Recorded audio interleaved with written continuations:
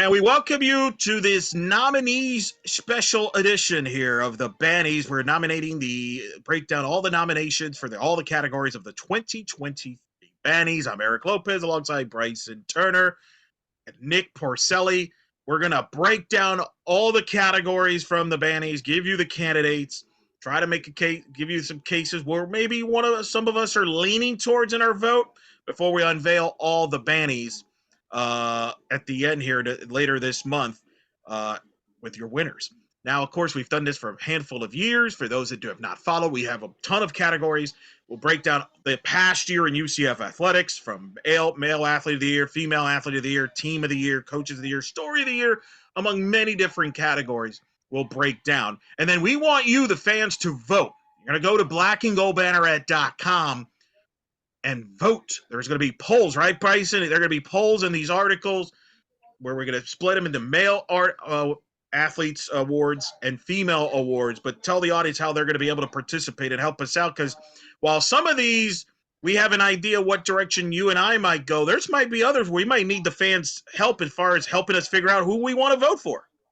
That is correct. So the way that the voting structure works for the Bannies is that each of us members on the Black and Gold Banneret staff get one vote, but the fan vote will all be combined for its own vote. And in the event that a vote is tied, then whoever won the fan vote will be the tiebreaker to win the award. So the fan vote is very important, because if it comes down to a tiebreaker, the fan vote can technically count as two votes.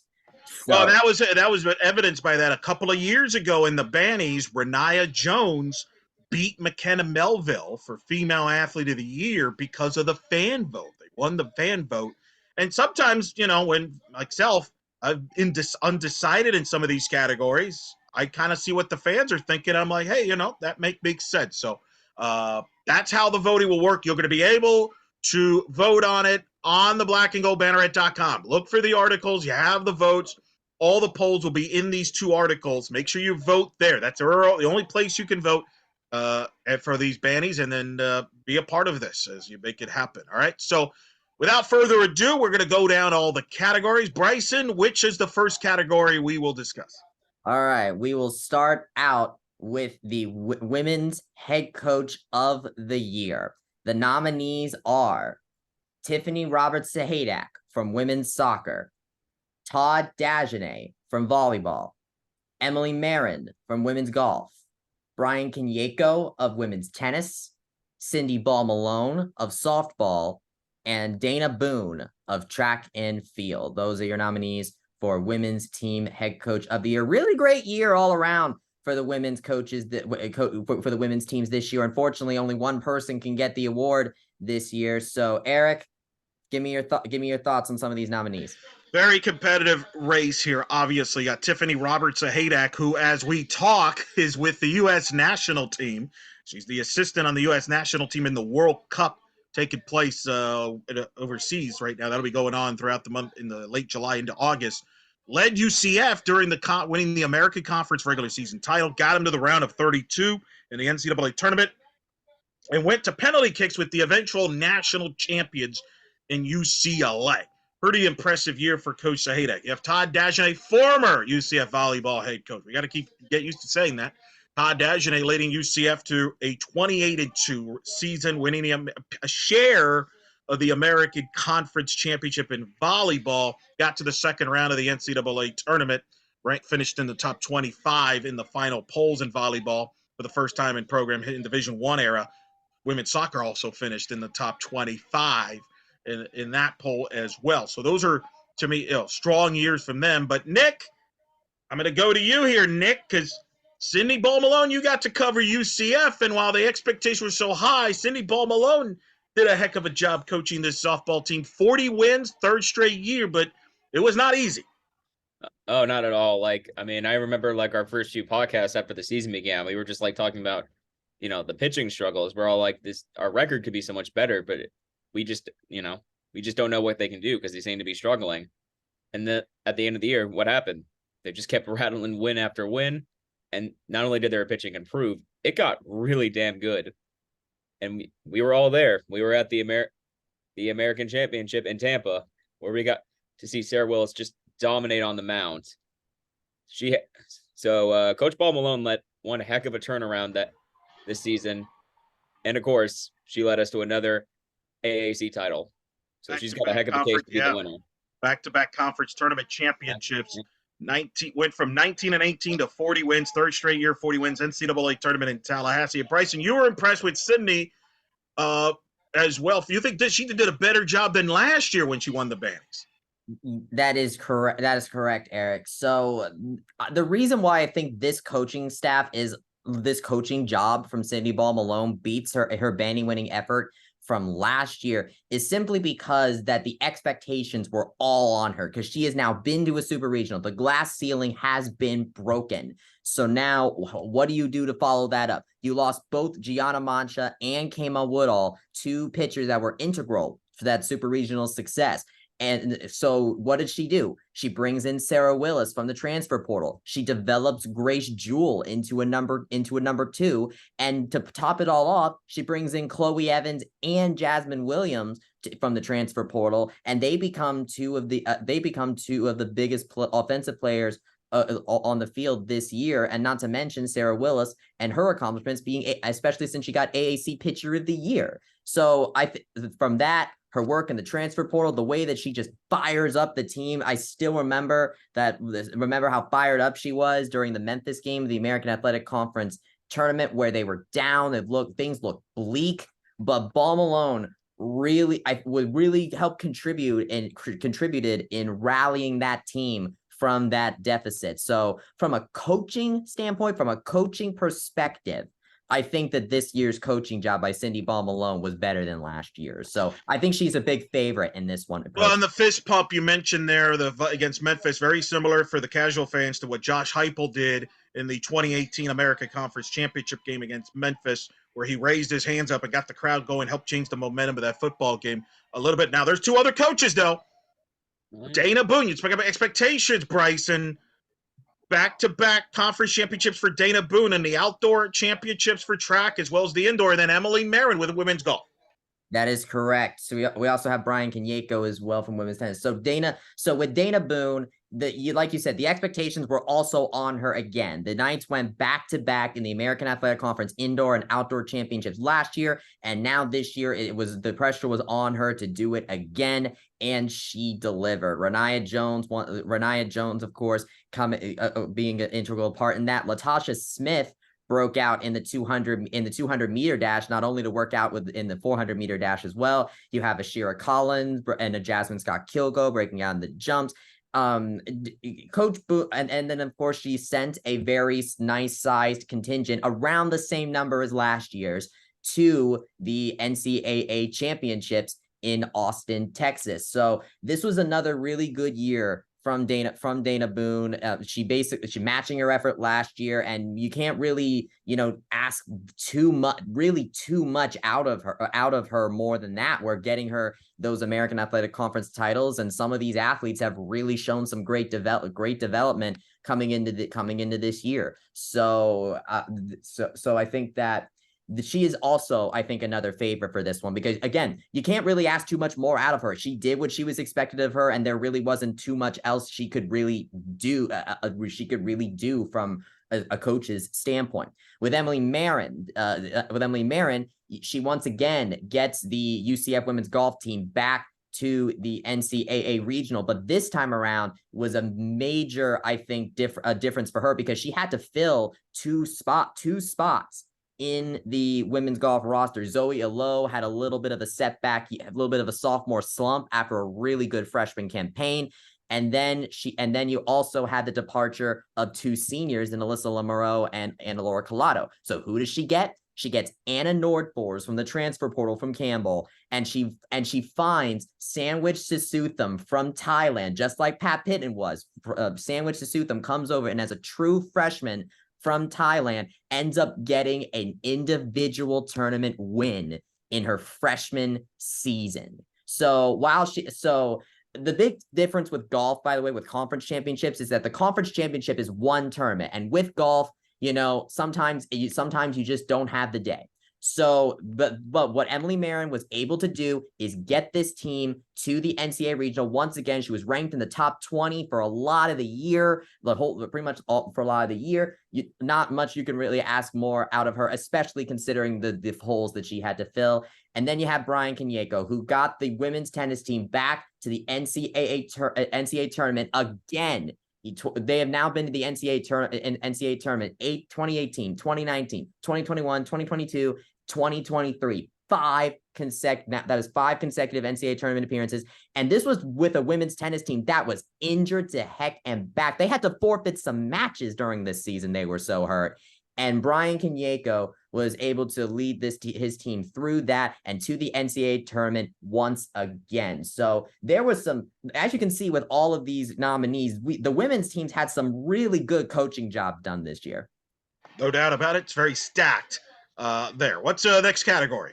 Next up, we have the women's assistant coach of the year. We at the Black and Gold Banneret always want to make sure we highlight the assistant coaches that also put in great effort to develop their athletes. First, the nominees for this year's award are Tim Sahadak of women's soccer, Jenny Maurer of volleyball, Tyler Hale of softball, Jen Salling, softball, and Glenn Smith, track and field.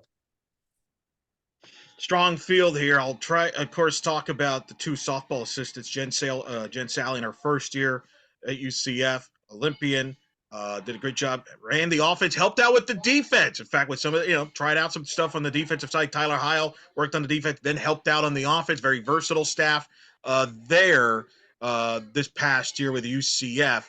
Jenny Maurer runs that UCF volleyball offense. Of course, she was a winner last year in the Bannies. UCF volleyball offense, top 5. Of course, she's now the new head coach of UCF volleyball there. But let me give a shout out to Tim Sahadak, who's got my vote. Tim Sahadak literally was the head coach for multiple matches this past year, due to the fact that Tiffany Roberts Sahadak was with the U.S. national team during the season, Bryson and Nick. And so Tim had to take over and got 2 big conference wins, a win over SMU at home, a win at Temple. Without that, they may not win the regular season title. And who knows, they may have to do that again, depending on how the U.S. World Cup team does. Tim may have to open the season as the head coach. None of the other assistants can say that, where they were the head coach for won multiple matches. I think Tim was a head coach for 3 to 4 matches the past season. That's an incredible job. That's my vote. But let me ask you both, starting with you, Bryson, and then Nick, about a guy that's under the radar. Talk about the track field team and this great success. Dana Boone has an assistant who's kind of becoming a rising star here. He's done a heck of a job in his own right. That indeed. So if you look through the Black and Gold Banneret YouTube channel, plug, you will actually find an interview from right around the beginning of the outdoor season that I did with one Glenn Smith. Glenn Smith coaches the field athletes for the track and field team. The track and field team is essentially divided into 3 sections. There's the sprinters and the hurdlers, which is done by Coach Boone. You have the distance runners, which is done by Brian Jackson. And then you have the field athletes done by Glenn Smith. Those are the jumps, the throws, all that stuff. And Glenn Smith went at this year, I think, did a particularly great coaching job, because he was a guy that worked with 3 particular athletes that really shone out this year on the field. You have Adrienne Adams, who set a new program record in the discus throw again. She said it last year. She did it again. Jasmine Scott Kilgo, a senior who only recently picked up the triple jump. She was a long jumper, but she picked up the triple jump. And she is now in the top 5 all time, in a top 4 all time in the indoor and outdoor long jump, as well as in the indoor and outdoor long jump as well. So, and then you have Ashira Collins, who broke out in the NCAA championships to finish 10th place, 1 spot away from the triple jump final. So Glenn Smith has really done a really good job, because for a track and field team that is dominated in attention-wise by the sprinters like Renaya Jones and Latasha Smith, Glenn Smith with the Collins, Scott Kilgo, and Adams have also been making some program history this season. What's your thoughts, Nick?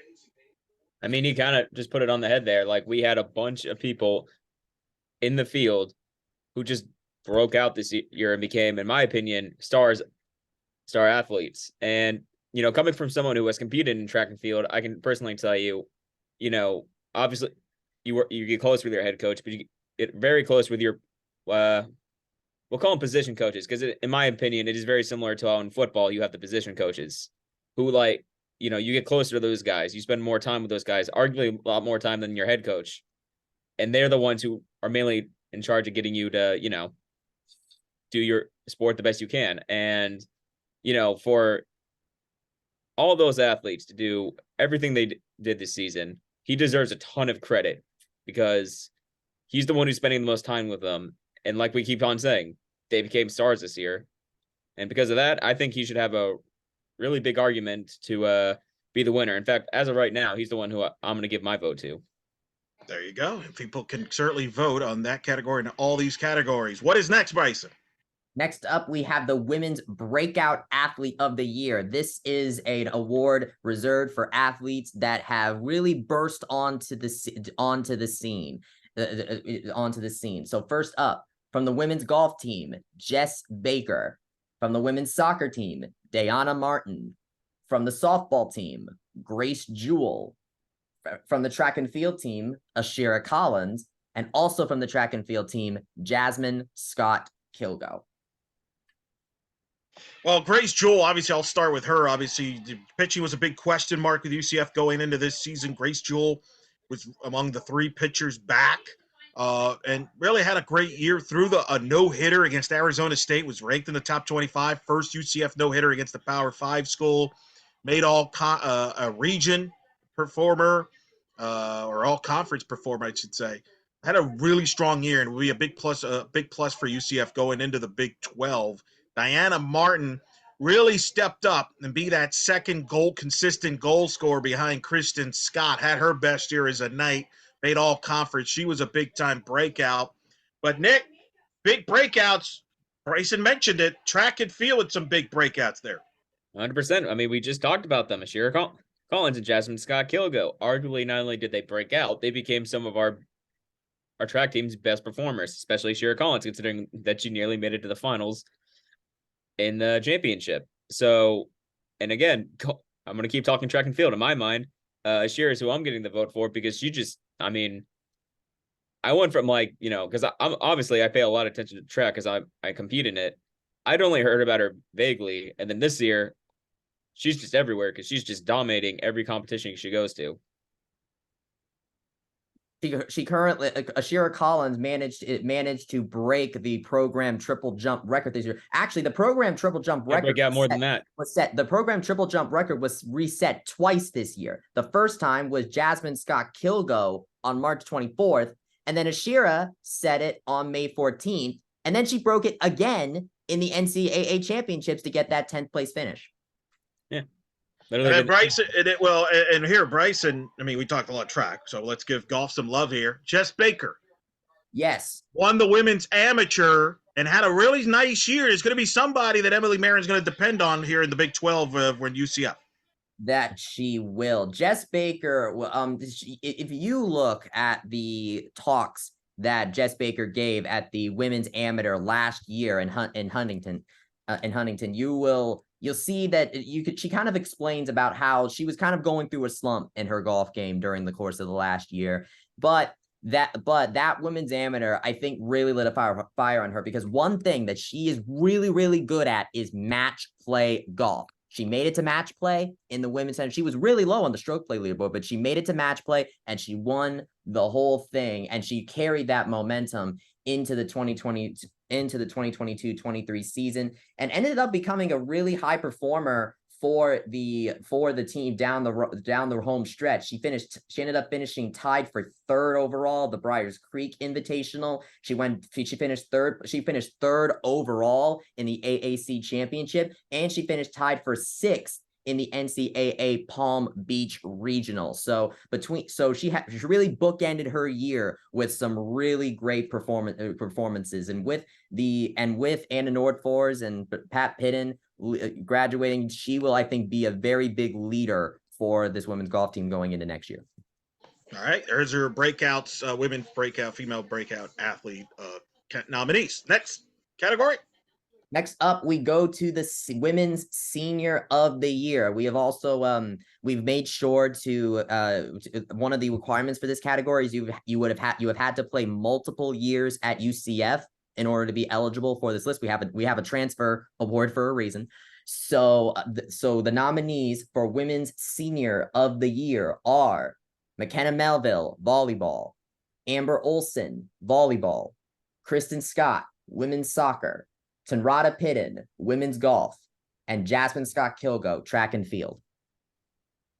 Well, let's all start with volleyball in the two. Obviously, Melville and Olsen, they're synonymous with each other. 5 conference championships together. One of the reasons why I'm not voting for Todd Dagenet for Coach of the Year is because, Bryson, you were there with me. You could argue McKenna Melville and Amber Olsen were the coaches of the team on the court. And Todd would be the first to tell you that. Todd told me this was the easiest team for him to coach. He literally, I would see him, he would just blow the whistle, and the players took the charge. And that's because of Olsen and Melville and their leadership as seniors. I think they were tremendous seniors for this volleyball program. And certainly two of the biggest question marks coming up into the Big 12 for youth volleyball program is how do you replace an Amber Olsen and a McKenna Melville? That'll be a tough order for Jenny Maurer. But Bryson, we got a couple there that you follow very closely. Kristen Scott, women's soccer, and then one of the greatest UCF golfers ever. That is correct. So first up, we have Tenrata Pitton.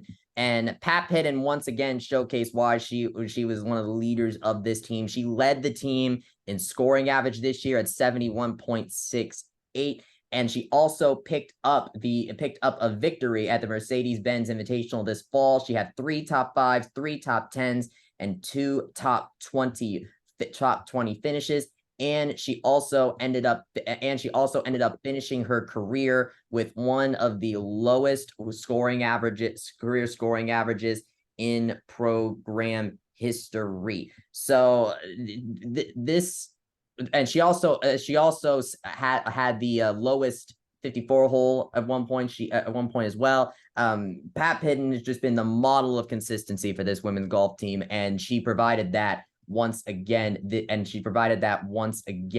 This season as well. We mentioned Jess Baker earlier at the AAC championship. She finished 7th in the AAC. Yeah, no doubt. Top 10. So really can model consistency in her last year with the team. Next, and then after that, we have Kristen Scott. Kristen Scott is an Orlando native. She got drafted by the Orlando Pride at the NWSL, and she is, I would argue, the greatest goal scorer of the Tiffany Roberts-Zahadak era. She managed to she ended up finishing tied for, I believe, 6. She's right up there with some of the greatest goal scorers in program history. She's tied with She's tied at 6 with 33 goals. Yeah, she's tied at she has 33 career goals, tied with Courtney Whitten, and we have not seen a goalkeeper like her in like a good amount of time. Not since Nicolette Radocic back in 09-012 and 09-012. Well, I mean, Carol Rodriguez, Tatiana Coleman were very good as well. But yeah, no, look, Scott was the biggest playmaker, right? Like when the match was on the line, she could score the big goal. And really the big difference there is when she was out of the lineup, they struggled. When she was in the lineup, they were a top 25 team. I mean, that's as simple as it gets. And, you know, that will be the big question for women's soccer this upcoming fall in the Big 12 will be who replaces that production of Kristen Scott. Dana Boone, Bryson, and Nick have to replace their own Scott, don't they? 100%. Bryson, you want to take this one? Sure thing. So Jasmine Scott Kilgo has been quite an amazing story. We mentioned her in Breakout Athlete of the Year for a reason. She mainly came into her UCF as a long jumper, but a little recently, I think as soon as about last year, we talked about this with both her and Glenn Smith. So you can look at our videos on the Black and Gold Banneret YouTube channel where I talk with both her and her coach Glenn Smith about this picking up of the triple jump. But Jasmine Scott Kilgo was able to break the triple jump outdoor triple jump record this year. It was taken later by Ashira Collins, but she did hold the record for a good amount of time. She also set a new personal best in the outdoor long jump, which is now the ranked fourth best in program history. She also set a new personal best in the indoor long jump, which is also the fourth best in program history. So Jasmine Scott-Kilgo really put herself into another gear, and she was finally able to make the NCAA championships for the first time in her career in the long jump. So I think Jasmine Scott-Kilgo really went out with a bang this year. No doubt, big time. All right, what's the next category? All right. Next up, we have the women's freshman of the year. This is pretty self-explanatory. The nominees are Mia Asenjo, women's soccer; Sierra Godbolt, women's basketball; Stephanie Webb, women's tennis; Aubrey Evans, softball; and Sandwich Sisutham from women's golf. Well, I'll start with Aubrey Evans, who I got to cover all year. She got put in that 3 spot, hitting behind Jada Cody in front of Chloe Evans. Teams challenged her. She delivered many a time over the highest ranked, touted recruit infielder UCF's had since Natalie Land, who's in the Hall of Fame. She delivers. She started at second base this year, started third base, even played some games at catcher. Set the school record for most doubles in a single season. And had one of the highest batting averages for a freshman ever, only behind Stephanie Best's freshman year and Denali Shopocker's freshman year. Third best year by a freshman hitter in a full year from a batting average standpoint by Aubrey Evans. And it was fitting, both of Nick, right, that Aubrey delivered basically the walk-off RBI in the conference championship game to finish the run rule against Tulsa. Yeah, she was one of the biggest players, and she got rewarded for it. She was part of the all-rookie team and the all-conference second team. She just racked up the awards. She's just the kind of player you look at and you think, thank God she's a freshman, because that means we get a few more years of her. That's just the best way you can describe her. Big part, yeah. Will be a big part of the Big 12 plans for Sidney Bobalone and UCF. Well, Bryson, you covered a lot of these other freshmen up close, starting with Stephanie Webb, who, despite some injuries, made some headway, playing in the Aussie Open qualifiers, among others, for the tennis team. But this was a freshman group here you got to see plenty of.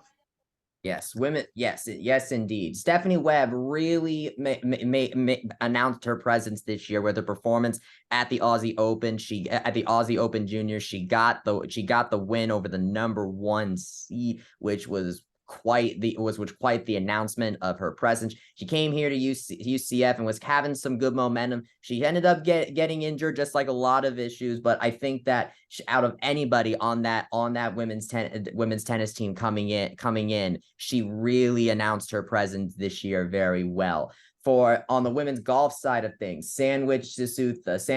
Sandwich is her nickname, by the way. And with Thailand, nicknames are a very common thing to be called by that. They call, for example, Tanrata Pidden's nickname is Pat, and we call her Pat Pidden all the time. So, but with Sandwich, she ended up making history by hitting the lowest 18-hole score in program history to come out with the win at the Gators Invitational. She hit a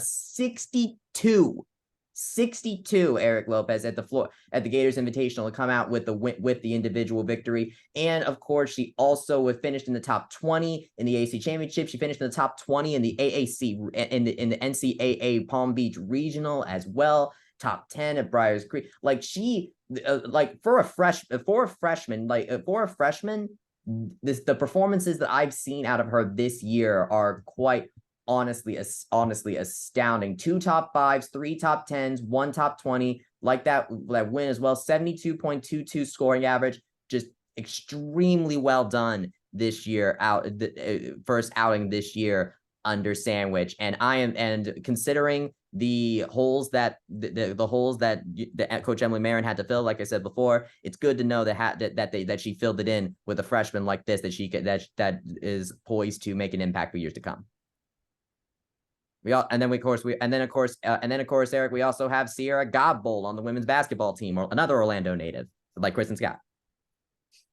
A lot of natives there. What do we got next category?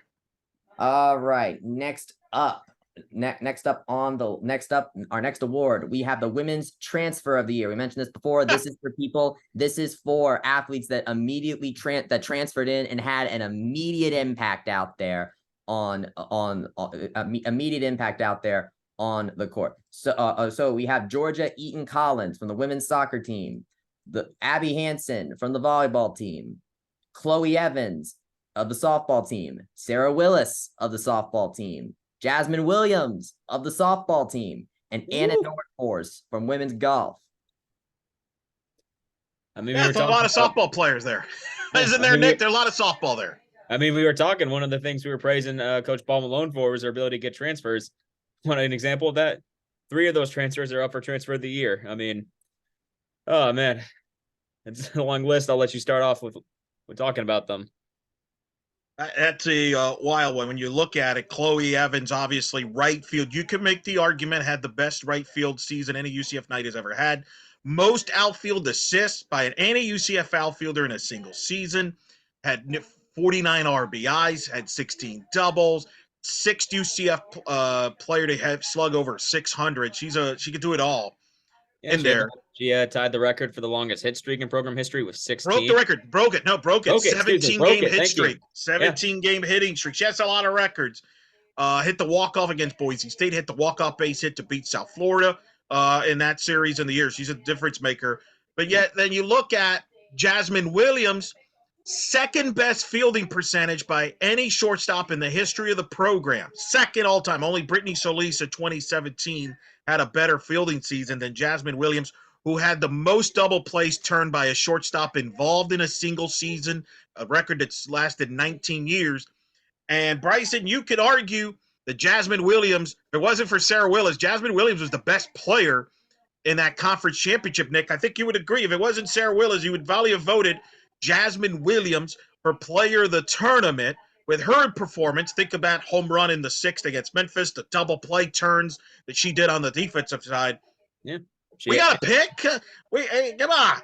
And then you got Sarah Willis, who wins the tournament MVP, wins the American Conference Pitcher of the Year, winning it, becoming the 3rd pitcher in UCF softball history to win Pitcher of the Year. She wins the tournament MVP by start pitching in all 3 games, getting wins in all 3 games, which I think Bryson was going to pass out. He was concerned for Sarah's well-being. She was in shock. I remember that. She was. I know you were in stun, Bryson. It was my favorite.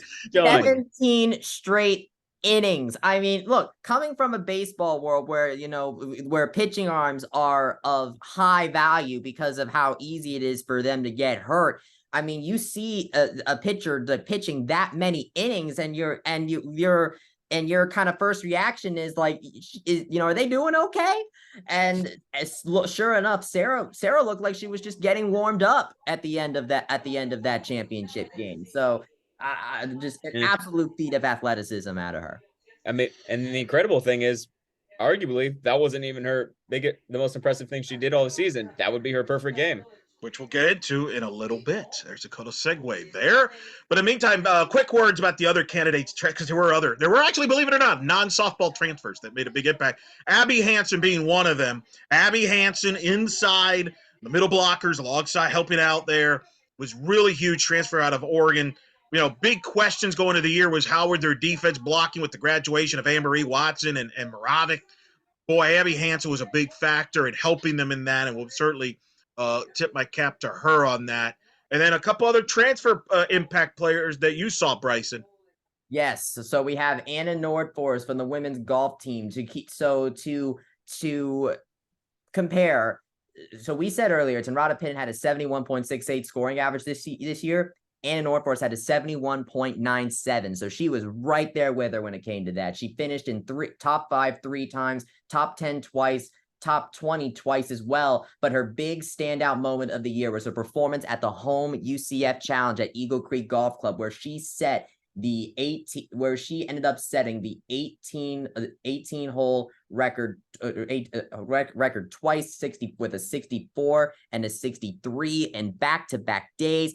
And then she ended up finishing birdieing, I think, like 4 of her last 5 or something like that, in order to win the UCF Challenge individually. So she also got an individual victory, and she needed to birdie practically almost all of her last few holes in order to get it. It was quite. I was there for that. I was there for that, and it was quite marvelous to see the performance out of the Campbell transfer in Anna Nordfors. So she was a very important piece in them getting back to the NCAA regional once again. And given that performance, and she was right in lockstep with the leader that is Pat Pitton, Anna Nordfors' major transfer impact in her only year with the program. And then you have Georgia Eaton Collins from the women's soccer team.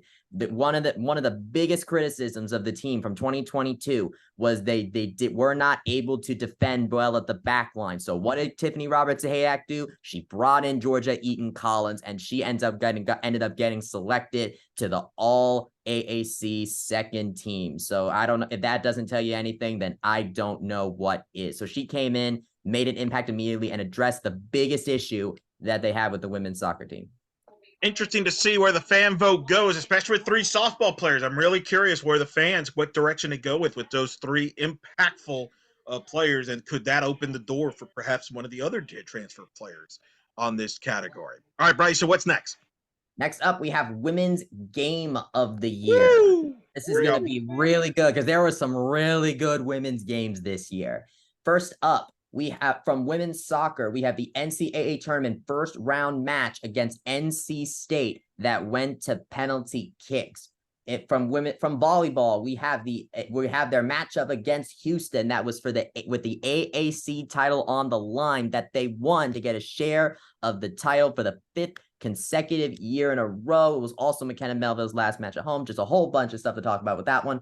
For softball, we had their AAC tournament first round matchup against Memphis. We kind of talked about this one a little bit earlier. From the women's tennis, we have their AAC tournament matchup against Memphis. And for track and field, we have the American Athletic Conference Outdoor Championship in Tampa. Woo, that's a lot there to go over. What a year. From a quality game of the years there. I'm going to start with both of you, Bryson and Nick. All right? And let's start with softball, actually. But I'm going to let you two talk about that game. Yeah. Because I was going to, my brain was going to explode as I was there at the game. I was not in a good mental case at that point. You survived. But I survived. So I want, Nick, you to describe what that game was, because I'm going to paint the picture and I'll let you tell the story of that game, because UCF going in, the RPI was starting to dip a little bit. It was in the 41 range. You're playing this Memphis team that's in the 200s. You know, if you lose that game, not only are you out of the conference tournament, you might be out of the NCAA tournament altogether. That's what's at stake here. And they come out, I don't know if it was tight, nervous. I don't know what happened, but it did not get off to a good start at all, Nick. And this game turned into a dramatic plot line that really is going to have turns out going to have a lot of memorable moments. Give me your breakdown of this game, because both of you were there with me. I mean, well, first of all, I think it says something that when we were making the nominations, it took us a little while to narrow it down to that one because they had so many good games from that tournament alone, especially. But yeah, like you said, going about that game, I mean, they just came out flat. Like literally the first inning, I'm like, okay, things could be trouble, because if I remember correctly, they didn't get a runner out at first. Memphis started going a little bit of a offensive spree, and before you know it, they're out to this huge lead. And I just remember me, Bryson, we're all just looking at each other like, oh no. Like we kind of expected, because like we all agree you can never take a team lightly. And when a team like Memphis was down like that, they're going to give you everything they had. But like you mentioned, if UCF lost that game, they're probably not making it to the NCAA tournament, because, you know, that would be just a huge loss. But then what happens? Memphis looks like they're about to make it even worse. But instead, up 4-0, got up to a 4-0 lead. 4-0 lead. Doesn't look good. Looks like they can score more runs. What happens? They turn a double play. And then we look over and everyone is fired up, especially Sydney Balbalone. She is pumped up. She's getting in everyone's face. She is screaming. Everyone's ready. And in that moment, I turned to Bryce and I said, you know, baseball and softball, you know, diamond sports, those are games of momentum. Remember that that could be the turning point. And then we proceeded to score 7 straight runs to get the win. And in my mind, we just had so much momentum from that. That's what carried us to the conference title. I mean, you had to be there. It was just an incredible game. Just showed incredible fight. And it's probably going to be one of the games I remember most from my time as a UCF student. You make me want to fire up that game on ESPN Plus and watch it through again. Yeah. Well, you might have footage of that play. You guys did a vlog on that throughout. Yeah. I was I was probably struggling for breathing. He was Eric wasn't doing I was so in a well. dark place. But that's one of the reasons why you guys talked me into it. Bryson talked me into voting for Coach Ball Malone for Coach of the Year, because I don't know how many coaches think about the time, because prior to that she had come out for a mound visit. She wasn't happy with the strike zone, rightfully so. But you could tell she's trying to get her players going. She's trying to get some energy going. She wasn't happy with the umpire too. I remember she wasn't happy with the umpire. I forget what it was. I think it was strike zone was terrible. Yeah, strike zone. Not getting. So Willis who came in relief, wasn't getting any calls. But so she comes in there. I remember talking to people afterwards. She told them, "Hey, we got to get a double play here. We're going to change the momentum of this game now." And they got the double play. And you remember she pumped them up. The players are getting fired up. And you can tell in the stadium. And unfortunately, I remember, because I watched the replay of it later in the American Conference Tournament, they didn't do a great job catching that moment from producing, directing. And I know they're friends of mine over there in Tampa, but they didn't catch that moment. Because if they would have if that was on our production at UCF, or that would have been a national broadcast and they would have locked in on that, it would have been an iconic moment similar to Josh Heupel's deal with Memphis in football. And it changed the momentum. Kennedy, seriously, remember, had that triple. Yep. Remember, Bryson, you and I were looking like, oh, I don't know if I would go there, because she went for a triple. It was a gutsy decision to go all out. About that. Yeah, that was huge. And got in. She got in, barely, but she got in. She scored on a sac fly, so they got a run on the board at the bottom of the fourth. Chipped away until then. Jasmine Williams in the 6th inning, man. A mom bomb was born. Mom bomb. And what's cool is, I think were you both at that point upstairs on the upper deck with me? I know you were, Bryson, because that was a cool view to see that home run, because you see that ball go up in the air in the sky, and next thing you know, it keeps going and going, and next thing you know, it's like, oh, this has got a chance to go, and it's gone. 2-run homer to give him the lead. And you knew at that point the game was over, and it changed the momentum. MLB.com then would come out with a big story feature on her. But they win that game. Just a remarkable game. And and I'll say this, I won't give it away, but Bryson and I will have a top 30 head coaches coming out later in the next coming weeks on blackandgoldbanneret.com. And we have Cindy Ball Malone ranked pretty high. And one of the reasons I do, 5 years earlier, UCF played Memphis in the same field in the conference tournament. Same scenario. They needed to win that game to have a chance to make the NCAA tournament, because that was a strong year. If they lose that game, they're out. Well, they were the same thing. They came out flat against Memphis. Coach Gillespie was the coach. Coach Gillespie's personality is different than Coach Ball Malone. She doesn't go fire up. She's very low-key, tight. Everything's fine. Let's be positive. They never figured it out. They got shut out, got eliminated, lost. Coach Ball Malone, that's the difference. And that's why, to me, that's an iconic coach. That's finding a way to get your team to win and knowing when to press that button, because you can't just press that button all the time. So that's an iconic match. Another iconic match or game was women's soccer. Now, Bryson, I believe you were watching the entire match. No, wait. You were out of town, Bryson. You were at a family wedding weekend, I believe. Correct? That was, I believe it was. It was either that one or it was November 13th. So I believe I actually was out. But you were able to catch the match. Yes, I was able to catch the match. There wasn't really else I could do. I was sick for a lot of that. You were under the weather, which is good, because right. Yeah, because I was able to watch the match, and it was a very, it was a very intense matchup. I mean, for one, this is the first time that UCF women's soccer has been back in the NCAA tournament since 2017. None of the athletes on that pitch had ever experienced an environment like this before, and they went and delivered. And it was a scoreless game through the first half, and then then NC State gets ahead. Scores a goal, right? In the 53rd minute.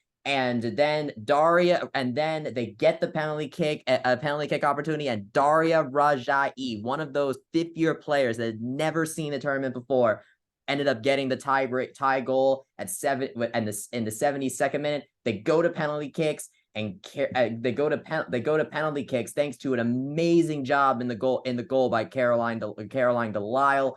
With how many saves she got? Woo! 8 saves. I mean, now what was amazing too. So I was calling volleyball that day. Volleyball was hosting Cincinnati at the venue. Volleyball swept Cincinnati 3 sets, right? So we're going to think about normally doing the routine post game and all this stuff, except the players and coaches, they stayed on the court at volleyball because soccer at that point, we were keeping updated on the telecast where they were on the match. We knew they were into overtime. So then the players and the coaches, they stayed on the court after the match, and somebody had a screen on for the soccer match. The administrators were there and everybody, and they watched the penalty kicks. I watched the penalty kicks with the volleyball team and some of the family and friends watch the soccer match. It was hilarious to see all the players and reacting to every play, like save and the goal. And that was a huge eruption when obviously UCF pulled it out with the incredible win on penalty kicks to advance, a dramatic win on the road. And I remember that because UCF got a bad seed. You can make the case they should have hosted that game. They didn't have to go on the road. That was an incredible match. And it got them to the second round for the first time since 2014. Big for Coach Sahadak and company there. And then, we mentioned softball against men. One of the things we're going to miss about the American is it seems like no matter what the sport is, we always play dramatic matches and games against Memphis. No different on the tennis court here, Bryce. Yes, indeed. So we mentioned the injury problems that women's tennis had over the course of this year, and that problem essentially what ended up happening because of the injuries is the women's tennis ended up in a position where there's a rule in college tennis where you cannot make the NCAA tournament if you're below 500, and the UCF women's tennis team were dangerously close to that mark going into the tournament. So they absolutely needed to get to win that matchup against Memphis in order to just stay alive for NCAA tournament, not forget an AAC tournament title. They needed to win that matchup in order to even have a chance at going there at all, to get into the AAC final, because this was a semifinal match that we're talking about here, Eric Lopez. And they went out there and they swept them.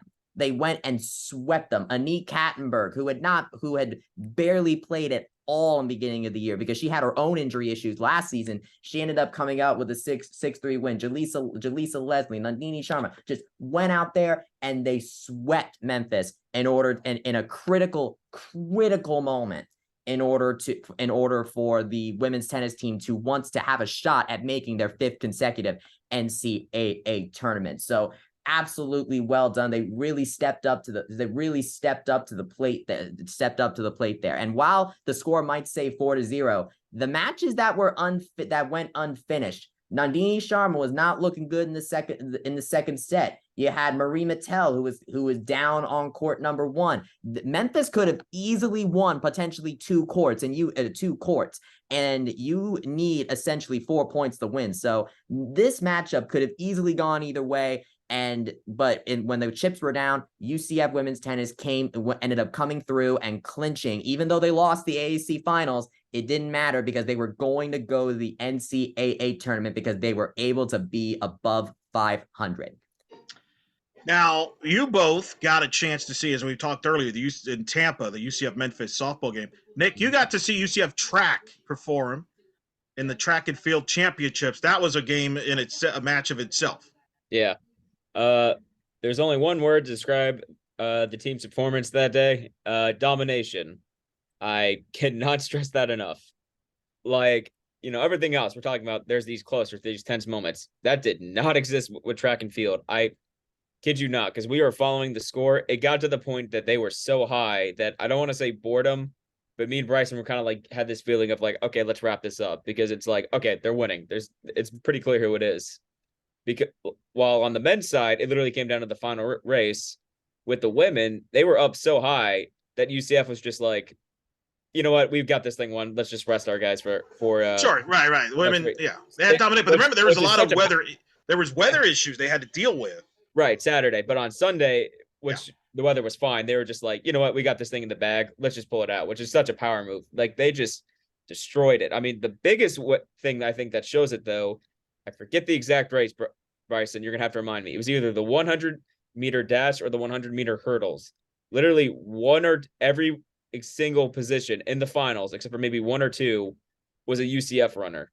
They just dominated the competition. That they did. They very much did. That is something that UCF as track and field has done their entire time in the American over these past couple of years. They just dominate the final, just not letting the other teams even get points. They tied their mark that they set last year for the most points scored in a conference meet in the conference's history. And you mentioned the weather, Eric. So, we all were there. This was the same day as the softball championship, and so we were over there, and they ended up having to do events late into the night because of the rain delay that occurred there. And so there were some athletes that were going at like 10 o'clock at night, and they had to compete again the next morning. So the next day, it was let's just say it wasn't a gimme. Like it wasn't a complete gimme. But despite what Mother Nature threw at this track and field team, they once again, just like they did last year, dominated the competition. So just like how the volleyball team has kind of done in the American through their time, but they had quite the loud ending in. It did. But they did, and that's one of the final nominee here. One of the most iconic matches we'll remember at the venue, historic, was UCF in Houston on a Black Friday, conference championship at stake. And you mentioned UCF going for a fifth straight conference championship, but they ran into a buzzsaw, this Houston Cougar team with David Rear, head coach of the Cougars, who used to be the head coach at Arkansas State when he was hired working with some AD back then named Terry Mahajer. That was an interesting plot line, Bryson, we followed. But Houston beat UCF. Houston gave UCF their first loss of the season in Houston during the year. And at that point, after that, I think me and Bryson, we were all looking at it. Anybody who was following it was looking. We circled Black Friday because now it's like, ooh, this could get big here because both these teams were on fire.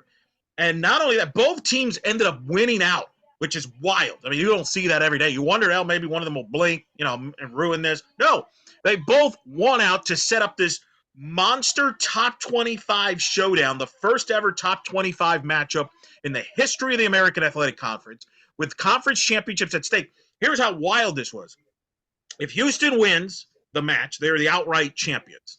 If UCF won in 3 sets, they're the outright champions. They win the conference championship, they share it and win the automatic bid. If it goes 5 sets, Houston wins the automatic bid on tiebreaker. If UCF wins in 4 sets, it would have come down to point differential in the 2 matches. So now you need your calculators. Bryson's down there on the stands. She's trying to keep track of the points. We're all group chatting each other. So it sets up this incredible matchup on a senior night, by the way, which has arguably the greatest volleyball player in the history of UCF, and McKenna Melville's her senior night, alongside Amber Olsen and the cast of thousands. The atmosphere of Bryson was electric, packed, but Houston comes out and takes the first set. And you're like, whoa.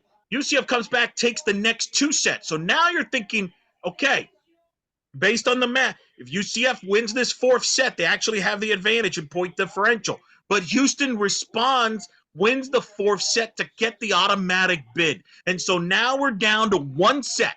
1 set for UCF. 1 set for McKenna Melville and Amber Olsen. Must win this set to at least get a share of the conference title. Otherwise, they don't win the conference title. They're left out completely. And Houston had the early lead. McKenna just went on this tear. She had, 29 kills in that match. Claudia Dillon had a big 5th set. UCF comes from behind. They win the set. They win the match in 5 sets. Melville and Olsen go out on top as a 5-time conference champion in what would turn out to be their last home match. And it would also be the last home match as it turns out. We didn't know it at the time, but now we do. It turns out it was the last match for head coach Todd Dagenet at the venue. Unbelievable theater and storyline. Reminded me a lot, and I made the comparison at times. It was like The Last Dance with the Chicago Bulls, with McKenna Melville playing the Michael Jordan role. And, it turns out, ironically enough, Todd Dagenet, like Phil Jackson, left the Bulls after that title. Unbelievable match, Bryson, that you were in the building. One that we will never forget. We may never see a match like that in volleyball again, with all that was at stake, with all the storylines. I think so. The storylines, I think, really make it what it is. I think that the venue will still see some very high quality volleyball matches going into the Big 12. I believe that we are going to see that. And let's not forget, Houston's going to be in that conference with us. So a Houston team that ended up going to the Sweet 16. They went. That was a really good Houston team with one of the best liberos in the country. So that was, again, an unbelievable match. Really good Houston team. I think that if anything, I think that like you said, the last dance aspect is really what makes this game great, because it was the last game of Melville, Olsen, and Dagenet, and the way they went out, the storyline surrounding it is really what makes this game what it is, what it risks. You really described it really well, really well, Eric. So, I mean, considering how long we spent on this award, you can I think you folks. Yeah, I wasn't planning on that, but you can't. I mean, those games, you can't just do it 2 minutes, unfortunately. Because I mean, the softball match. I mean, those are. I mean, we had some iconic matches there in all various sports there, and obviously, if you watched a lot of the UCF Knights highlight videos that they used for the farewell for the American video, as well as what we're now in the Big 12 video, they used a lot of that Houston UCF video footage. There was also a call there from a broadcaster that sounded like this on one of those clips too. Right. Unbelievable category, unbelievable matches. We're very blessed on that. Great category. Tough to follow that category, but what's next, Bryce?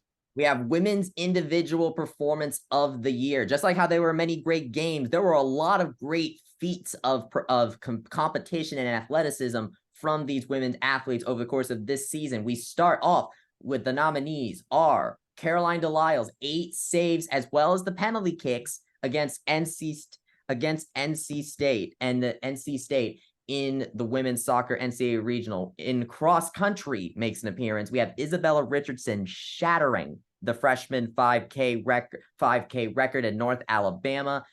For women's golf, we have Anna Nordfors setting the program 54-hole record by 5 strokes and birdieing, like I said before, like 4 of her last 5 holes to get the win at the UCF Challenge at Eagle Creek Golf Club. We also have Sandwich Sesutham's performance from the Gators Invitational, where she set the 18-hole record to get the win, an individual win there. You have Sarah Willis's perfect game against Houston from the softball team. And then Renaya Jones at the AAC Outdoor Tournament getting most outstanding player there. We won't spend much time because really, I mean, the description tells you why they're nominated. Nick, which one do you like in that group?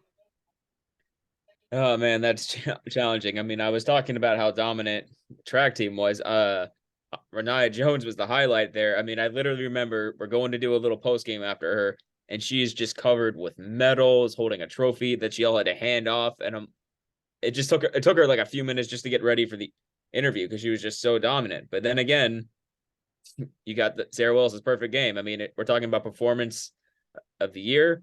Her performance, as the name says, was literally perfect. So that one not only perfect, 7-inning perfect. That was the first time ever a UCF pitcher threw a 7-inning perfect game. Prior to that, 2 perfect games prior to that happened 20 years ago. They both were 5-inning perfect games.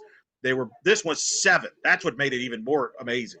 Right, and that's why in my mind that gets my vote, because not only was she perfect, but she, as you mentioned, she was the first one to do it. There might be, hopefully, there will be more who do that, but no one can ever take away the fact that she was the first to do it. Oh, and first ever broadcast of a UCF perfect game in either baseball or softball ever. Yeah, yeah, it was fun. A fun year. Are we taking Renaya Jones for granted here, Bryson? Because she dominated once again the track. She really did. She was announced the most outstanding player from that thing for a reason. She had like Nick said, she had multiple medals that year. I mean, just her domination alone was a major reason why UCF was as dominant as they were out there. I mean, it's really just emblematic, I think, of how dominant this UCF track and field team really has been over the course of these last few years in the American. So I like she was also, I like to call her vintage Renaya Jones. She was running times that I had not seen her run in a while. This was like back in 2021. Like she was at the top of her game at the AAC outdoor. So she's really challenging Sarah Willis, but like I said in the descriptions, don't count out the people like, Nordfors and Sandwich and Richardson. And we all talked about Caroline DeLisle when we talked about the game of the year at NC State. Yeah, we broke it down with the goalkeeping, 8 saves. Obviously, the penalty kicks was tremendous. Golf records. It's unbelievable time to indeed in athletes. All right, next category. Next up, we have quite the big award, Female Athlete of the Year. Always a very competitive award here at the Bannies. Here we go. From the volleyball team, will she finally get it? Because she has not actually won this Bannie her entire career, despite a lot of momentum. McKenna Melville. From women's soccer, we have 2 athletes nominated. Kristen Scott and Caroline DeLisle are both nominated for Female Athlete of the Year this year. From the women's golf team, we have Pat Pidden. From the softball team, Sarah Willis. And from the track and field team, Renaya Jones. Another nomination for her. Every year, man, this thing is stacked. It usually takes something pretty historic to win it. This one is tough. No doubt. I mean, Sarah Willis obviously winning Pitcher of the Year. We've talked a lot about Sarah Willis, Pitcher of the Year, tournament MVP in the American Conference, perfect Game 7 innings. The ace of this team moving forward was actually ranked as one of the top 100 softball players of 2023, according to D1 Softball. And then you got DeLisle and Scott. Scott was the American Conference Player of the Year. DeLisle was the Goalkeeper of the Year. You mentioned DeLisle, what she did in her value as far as saves against NC State and the penalty kicks, and in that match in general. Kristen Scott, the goal scorer machine that she was. And then Bryson, we talked about Pat Pidden and her legacy with women's golf. I mean, she has been the face, really, of women's golf since Ashley Holder graduation.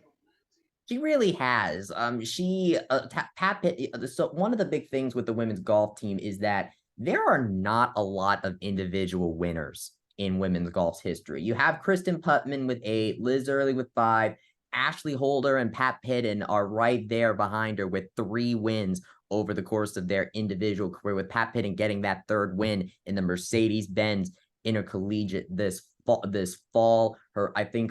She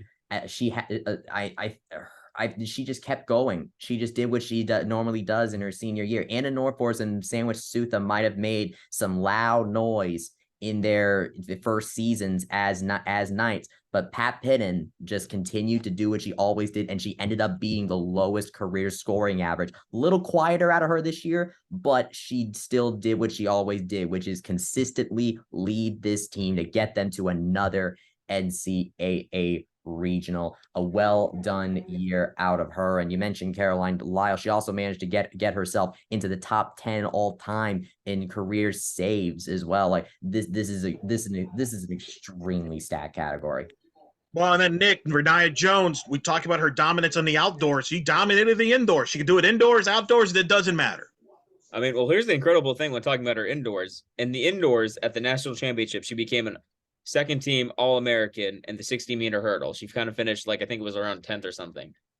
She's a 2nd team All-American, and she, as well as many people thought, she could have done better than that. She is on that kind of level where, getting 2nd team All-American can be seen as a disappointment. And that's how incredible she is. And then what is she, and besides, we just talked about it. What does she do? She dominates in the conference title game, medal after medal. She goes on to the national championship. She's like I said, track had an incredible year, and she was at the forefront of that. She was the face, and in my mind, she was the best athlete on that track team. And frankly, I'm going to say it. She gets my vote for this one. Oh, that's fair. You voted for her. Look, this is There is no, we will never see a Yeah. female athlete category where it's going to be unanimous anyway. I mean, this has been close the last couple of years. You know, McKenna Melville, we'll talk about her, you know, lost to Jada Cody last year, had an historic year, was a close vote. Cody won. The year before that literally was a tiebreaker with Renaya Jones. And Renaya won because of the fan vote. That's why your fan votes is so important. Do not take it for granted. Here's the case for McKenna Melville. First team All-American. Never happened before in UCF volleyball history. Shattered the kills record. Really, I'm trying to be nice here. With respect to all the great players they had on that roster, it all starts with McKenna Melville. She was a coach on the court. She was the go-to offensively. As she went. She was like a, right, Bryce? How would you, a coach, a player coach would be the way to describe her.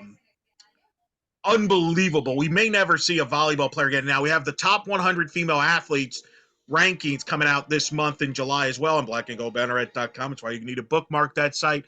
Bryce and I worked until 3, 4 in the morning on these rankings. Currently, we have the men's rankings out there, but the women's coming after that. Let's just say McKenna Melville will be ranked very high, right, Bryce? And rightfully so. Rightfully so. Oh, yes. Tremendous player. One of those, and I'll say this, I'm going to give her credit for this. Volleyball attendance went up in 2022. Like it was actually one of their best volleyball attended seasons in program history. And I think, don't you agree with this, Bryson? I think a part of that was a lot of casual people wanted to see this McKenna Melville before she graduated. Do you buy that?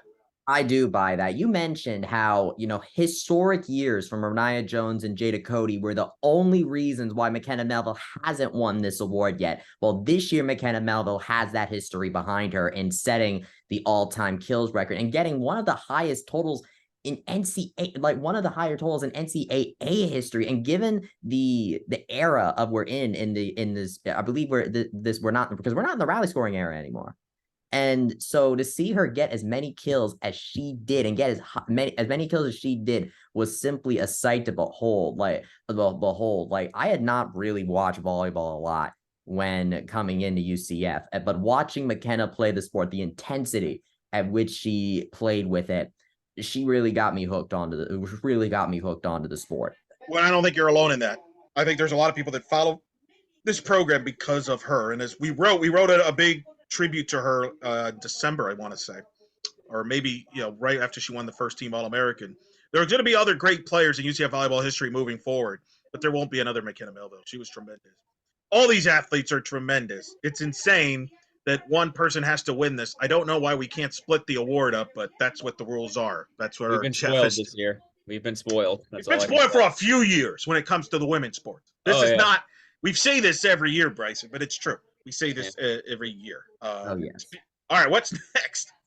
What's next? Next up, we have the Women's Play of the Year. So this year we decided to split up the Play of the Year award between the male and the females because there's just that many great plays to go around here at UCF over the course of this year. So here we go. So for this award, we have from the track and field team, Ashira Collins's triple jump at the NCAA championships to get 10th place. From women's soccer, we have Olivia Lewis's goal versus East Carolina that made the Sports Center top 10. We have McKenna Melville's 2000th career kill that she did at home. We have Kennedy from the softball team. We have Kennedy Searcy's shoestring catch in the last inning to save Sarah Willis's perfect game. We have Jasmine Williams's catch against Ohio State from the softball team. Also from the softball team, we have Chloe Evans's walk-off against Boise State.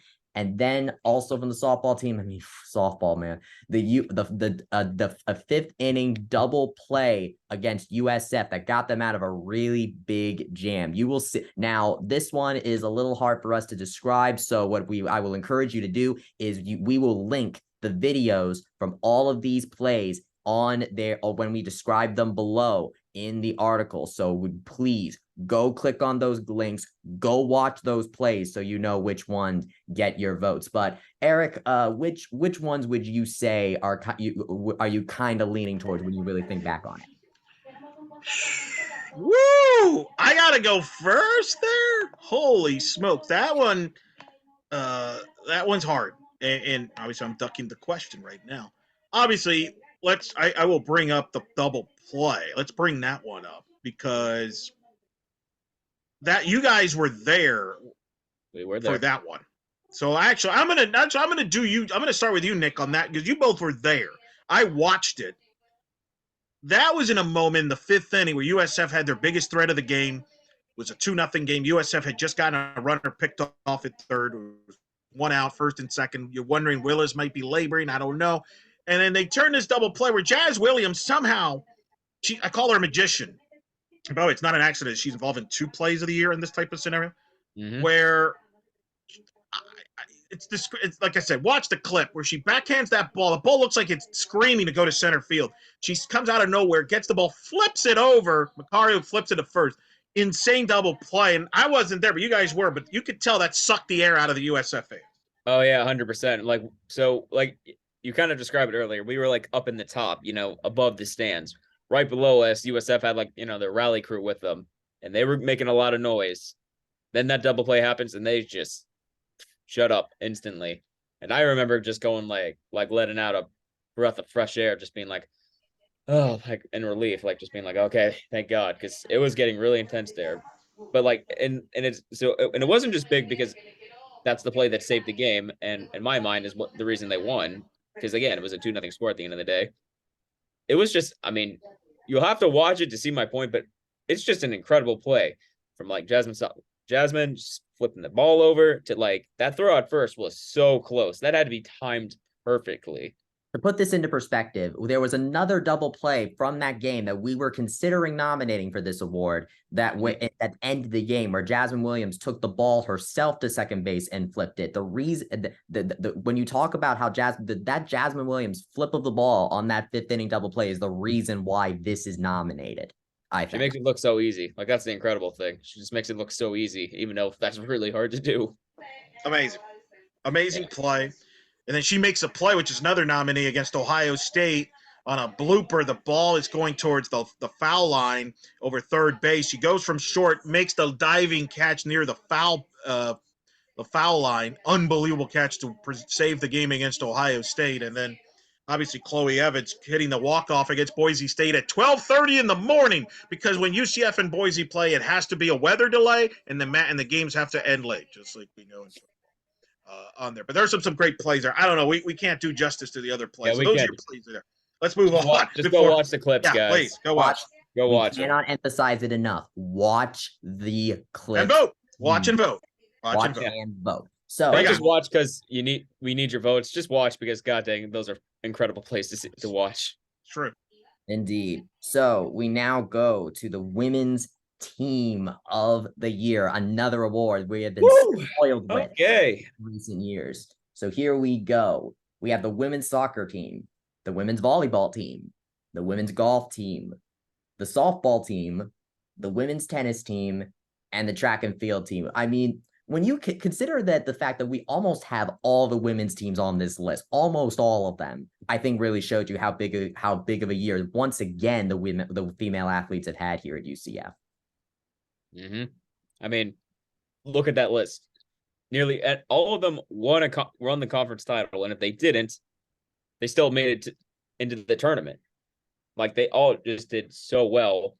And we were talking about like I think this is a good because this is the final women's nomination, right?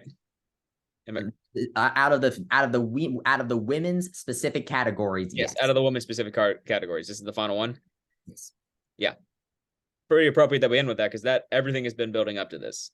This is the hardest category for me to judge because we keep saying we've been spoiled. These are some incredible teams. Oh my gosh. I mean, what do you guys think? Well, here's what makes it interesting, right? Like last year, you had this dominant softball 2022 team where there was really no question, right, Bryson? And that was a year where it was a strong year. You had women's basketball have their historic year, among others, but really it was softball. This one's a lot. Everybody has kind of an argument here. You go, we start with volleyball, 28-2. Maybe arguably the best team of all the Melville and Dagenais teams. You could argue this one or the 18 team.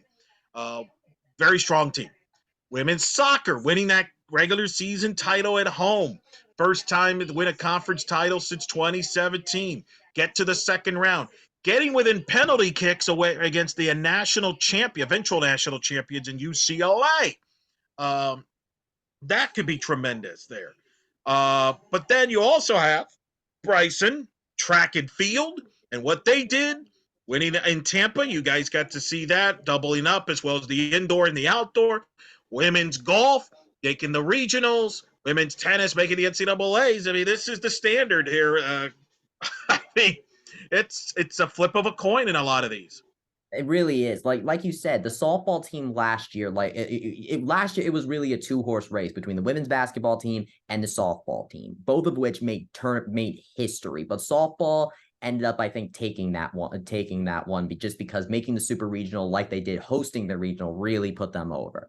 This year, there is no such, obvious choice because each and every one of these women's teams had something to bring to the table. You have the women's soccer team, who had a team that no one on there had made the NCAA tournament before, finally make it there after 5 years of trying for some of them. You have the volleyball team, who was trying to win the ASD tournament one last time for the 5th time, the last year. You mentioned it, the last dance of Todd Dasney, McKenna Melville, and Amber Olsen. Have the women's golf team, who is making it back to the NCAA regional even after losing two seniors and bringing in a freshman and a transfer. You have the softball team where the transfers ended up being the stories of the year and this is a team that has Jada Cody and Shannon Doherty on it. Eric Lopez, and the transfers, Chloe Evans, Sarah Willis, and Jasmine Williams ended up making some of the biggest highlights of the season. Women's tennis, injured the heck and back this entire year, almost could not play in the NCAA tournament because they were so close to 500, and yet they still made the NCAA tournament for the 5th consecutive season, because 2020 doesn't count because there was no tournament that year because of COVID. And then track and field doubling up like they did, domination as they have over the course of the last 2 years.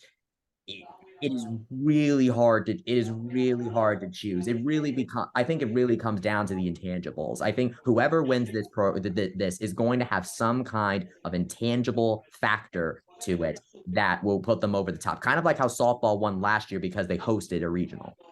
Well, that's why we need the fans' votes. It's going to could come down to the fan votes to decide this. So make sure you vote at blackandgoldbanneret.com in these articles. What's next, Bryce? All right, so now we go to the unisex awards. There are 5 awards that are not separated between male and female, and we are going to cover a couple of them here. So first up, we have the story of the year. This is an award we gave last year to help kind of honor to make sure we put a spotlight on the off-the-field implications of certain events that happen over the course of the year in UCF sports. So first up, we have the fandom war of Mikey Keene versus John Rice Plumlee for the starting quarterback position. Also, then we have John Rice Plumlee's historic spring season, where he was both the starting quarterback during spring football practice and the starting center fielder for the baseball team, culminating in that doubleheader. We have Rich Wallace, former UCF baseball player, coming back to head coach the program that he played for decades ago in the 2000s. We have Becky Kramer, after being head coach of the team since 2008, resigning at the beginning of the season. And then we have the weekend in Tampa that we've been talking about this entire time, where UCF softball and track and field won the final 2 American Athletic Conference championships in the AAC era, and doing so in Tampa, the home of the USF Bulls. These are some really good stories to look at here. No doubt. Nick, I will set you up. I want to talk about the American Conference weekend. We're both softball and track and field. We all made the trip, hoping for this. What turned out would be the last 2 conference championships that UCF would win in the American as a member of the American Athletic Conference. Softball and track back to back in the same town in Tampa. Describe that. What was that like to cover both? I mean, it was really cool for me because, I mean, you kind of said it a bunch when we were there. It was like a homecoming for me because I'm from Tampa, so it was cool for me to be able to cover something in my hometown. But the bigger thing is to win your final 2 championships back to back and in the same town, a town and stadium, which is home to your rival. That just makes it a little extra special. That's the word there, special. That was just an incredible thing. I felt proud to be UCF night that day. I mean, because to win 1 championship is great. To win 2, phenomenal. I don't have that many words to describe it. It was just amazing.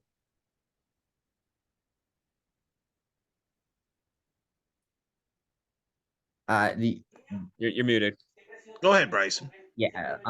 So I think the Mikey Keene and John Rice Plumlee, I think, is one of those that, and I think that John Rice Plumlee spring sort of mutes it a little bit, but I think thinking back to football, because John Rice Plumlee getting hurt, Mikey Keene, the hero of the Gasparilla Bowl, coming back and playing the way he did, really ignited the UCF fan base to kind of, this debate of who should Gus Malzahn play at the starting quarterback position. It was, I mean, the drama of this story throughout the fall was quite tantalizing to watch.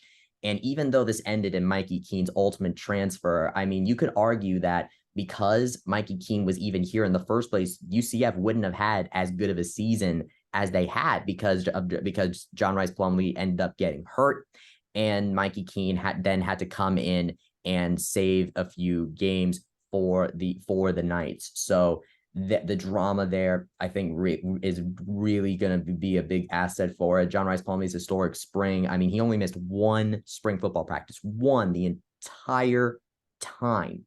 So I think that factor as well. Like you were there, Eric, when this was happening. That you were broadcasting when he was making that shift. So what was kind of like the vibe in the broadcast booth? Because you knew John Rice Plumlee was kind of doing this double thing throughout the entire year, but it was all kind of culminating in that night with the spring football. Well, yeah, that was the moment, right? Was he going to play in the spring game? Was he not? Because baseball was playing at home at the same time against Medfist.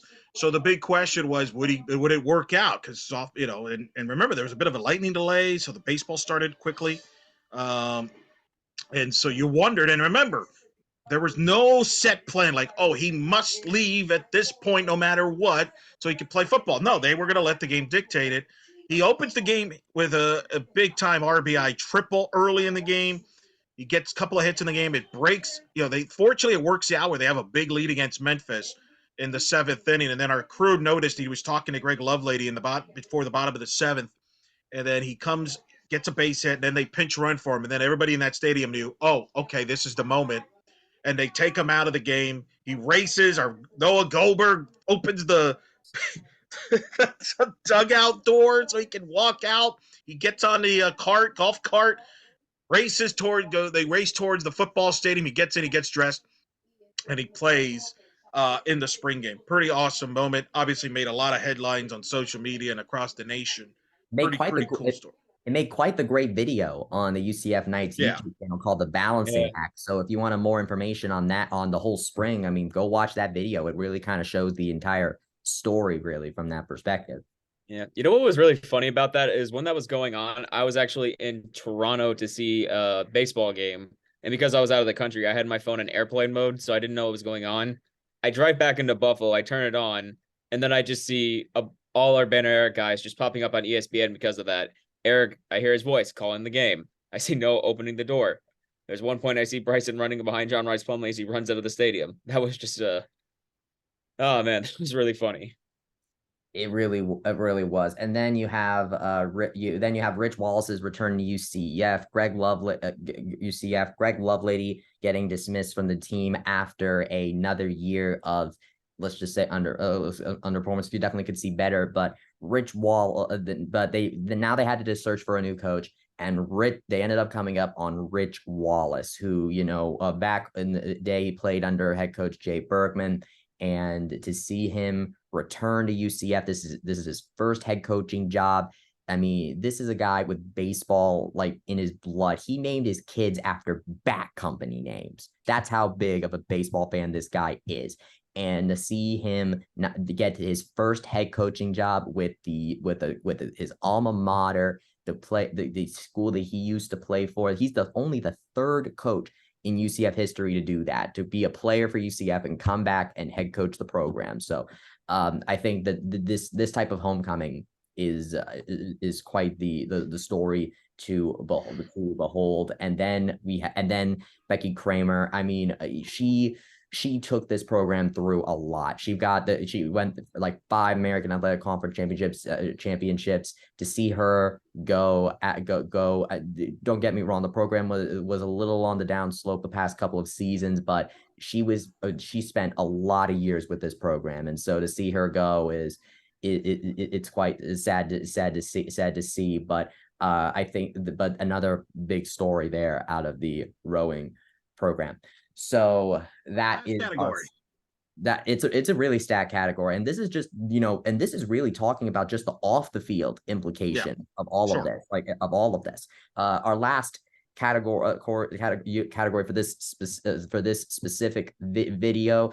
We have photo of the year. Now, just like with play of the year, there's a visual aspect to this award. So we cannot stress this enough. We will try our best to describe stuff as best we can, but to really get the full experience, you need to go to the article below and go view the photos for yourself. I mean, not just because it is very key for you to be a very informed voter on this issue, but also because our photographers here at the Black and Gold Banneret do some amazing work. Noah Goldberg, Derek Warden, and Brenna Johnson. They've had some amazing photos this year, and this photo is kind of just to honor them and the work that they do. So there are 9 photos to go through. I'll do my photo to do that. So we'll start off. So there's photo number 1. It features Sarah Willis and Chloe Evans to get together. Photo number 2, we have Todd Dagenais and McKenna Melville together at home at the venue. On photo number 3, we have women's basketball shooting a shot right there. Shooting a shot there. Photo number 4, you have the Derek Warden's perspective on the Holy Holler. Photo number 5, you have RJ Harvey getting lifted after his homecoming touchdown to help them win the game against Cincinnati. Photo number 6, Derek Warden got a photo of several UCF players holding up a UCF Tampa's hometown team 2 sign, really putting a exclamation mark on the war on I-4. Photo number 7, you have Noah Goldberg getting a picture of CJ Kelly breaking the ankles of a Houston player during that game. Photo number 8, Dayana Martin breaks the ankles of an opposing player at the UCF soccer complex. And then the last photo is Noah capturing the celebration of Kristen Scott after an early season goal. I'm doing my best to describe them as best they can, but really the best way to look at all this stuff is you need to go see these photos yourself. So go below in the article to view the photos for yourself and make an informed choice. But we're able to kind of have the photos in front of us right now. So Eric, Nick, what do you think with looking at them? Just thoughts. I'll just give you the Nick. So hard. Yeah, these pictures go so hard. This is a tough choice. I mean, there's so many contexts. You could vote for them just because they look cool. You could look for them because of what happened. I mean, the picture of Alex Holler's catch, that's awesome.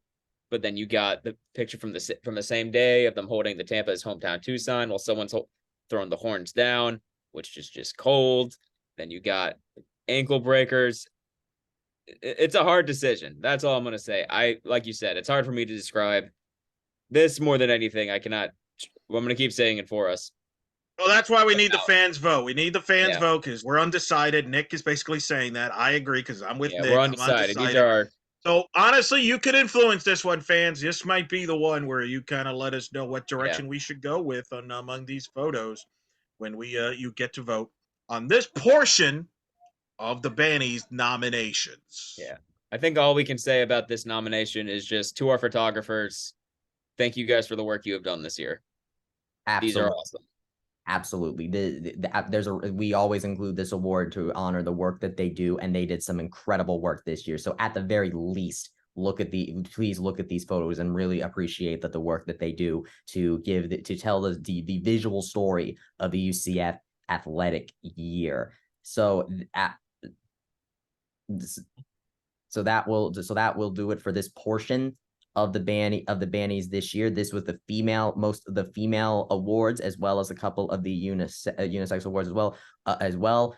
We will have we will have a separate article with the men's awards and the rest of the unisex Bannies awards. So if you are viewing this video first, then be sure to keep an eye out for that and go to our next video where you can vote on the rest of the 2023 Bannie nominations. Thank you, Eric and Nick, for going over. And fans, it's your time now. Head down below and vote.